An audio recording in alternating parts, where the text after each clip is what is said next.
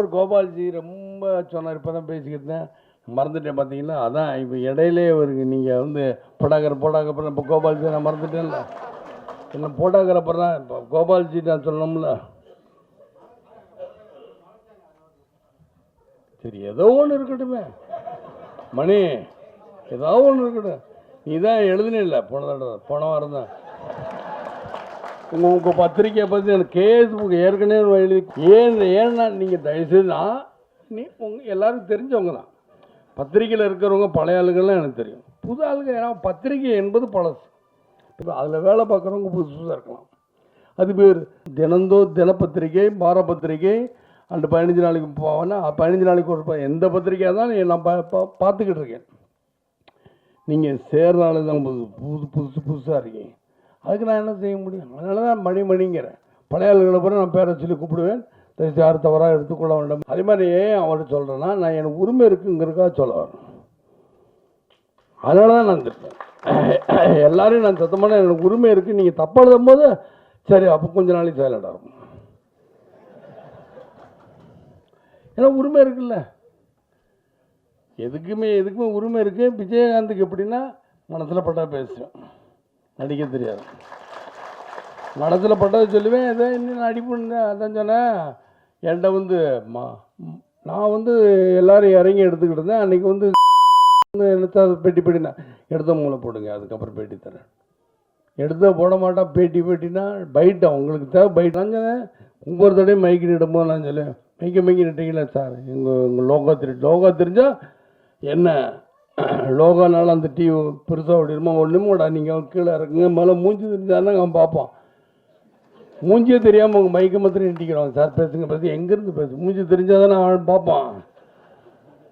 அதனால் பேசுங்க நான் பேசுகிறேன் சத்தமாக தான், இவங்களுக்காக தான் சத்தமாக பேசுகிறேன் என்பதை தெரிவித்துக்கொண்டு, இந்த படம் மிகப்பெரிய வெற்றியடையும். ஏனென்றால் எல்லாரும் எழுப்பி விஜயகாந்த் கத்தியை வச்சுக்கிட்டு இருக்காரு, என்னமோ சொல்ல போகிறேன். நிச்சயமாக இந்த படம் மாறுபட்ட படமாக இருக்கும் என்பதை அடித்து சொல்கிறேன்.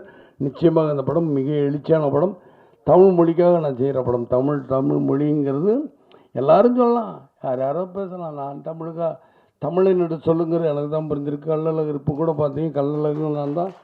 அதே மாதிரி தான் மீனாட்சி திருவிழா இல்லை, எந்தெந்த ஊர் அந்தந்த ஊருக்கு சொந்தக்காரன் நான், தமிழுக்கு நானும் சொந்தக்காரன். இன்றைக்கி தமிழன் என்று சொல்லணும் எனக்கு கிடச்சி ரொம்ப நன்றி, வணக்கம். அதை இயக்குனருக்கும் தயாரிப்பாளருக்கும் நன்றிகள் வணக்கம் தெரிவித்துக் கொண்டு விடைபெறுகிறேன். நன்றி, வணக்கம் மக்களே, நன்றி, வணக்கம்.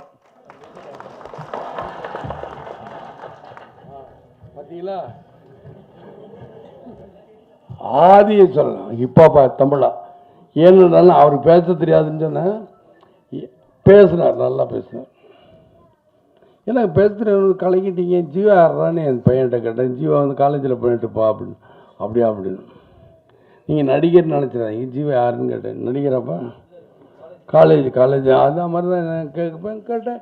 யாருப்பா ஜீவான்னு சொல்கிறாரு, ஹிப்ஹாப் தமிழ் நான் பார்க்கல. நீங்கள் பயப்படாதீங்க, நிச்சயமாக சம்மு நீங்கள் நல்லா ஃபோனில் பேசிங்க. என்கிட்ட கூட பேசணுங்கிறது தான். ஏன்னா இங்கே அரசியல் பேச வேணான்னு பார்க்குறேன், பேசியிருப்பேன். ஏன்னா அரசியல் பேசுனா வேறு மாதிரி போயிடும். இந்த கரு வந்து எதுக்காக தயவுசெய்து யார் ஐயோ தயவுசெய்து அந்த படத்தை பின்னாடி நீங்கள் என்ன எதுக்காக நிற்கிறீங்க? கோபால்ஜியோட வந்துருக்கீங்களா? சாரி சார், அந்த படம் தெரியட்டுங்கிறக்கா நீங்கள் தப்பாக எடுத்துக்கிறாங்க. ஏன் இதெல்லாம் சொல்கிறேன்னா, ஹிப்ஹாப் தமிழ் அவர்களும் சரி, குழஞ்சிக்குமார் அவர்களும் சரி, இயக்குனர் பொன்சங்கர் அவர்களுக்கும் சரி, தயாரிப்பாளர் சதீஷ் சிரிடி அவர்களுக்கும் சரி. என்றால் எல்லாருக்கும் சாயிரம் சதீஷ் சாரம் சிரிடினா சிறுக்குழுக்கு போகிறது கூட பத்திரிகையில் தான் எழுதிட்டாங்கன்னாங்க. நான் கூட என்னையா, நான் போக தான் போகிறேன். நான் ஒரு கல்யாணத்துக்கு போகிறேன், 22 எல்லாரையும் கூப்பிட்டு தான் போகிறேன். யார் யார் வராங்களோ கொஞ்சம் சின்ன திருத்தம், எம்எல்ஏ பட எல்லோரும் தான் வரோம், 150 பேரும் போக போகிறோம். அப்போ என்ன பண்ண போகிறீங்க பார்ப்போம், அன்னைக்கு பார்ப்போமே. ஏற்பாடு என்பதை தெரிவித்துக்கொண்டு நீங்கள் நல்லா எழுதணும். இது எனக்கு முக்கியத்தில் என் பையனுக்காக நீங்கள் எழுத வேண்டும் என்று தாழ்மையுடன் கேட்டுக்கொண்டு விடவில்லை. நன்றி, வணக்கம் மக்களே, நன்றி, வணக்கம்.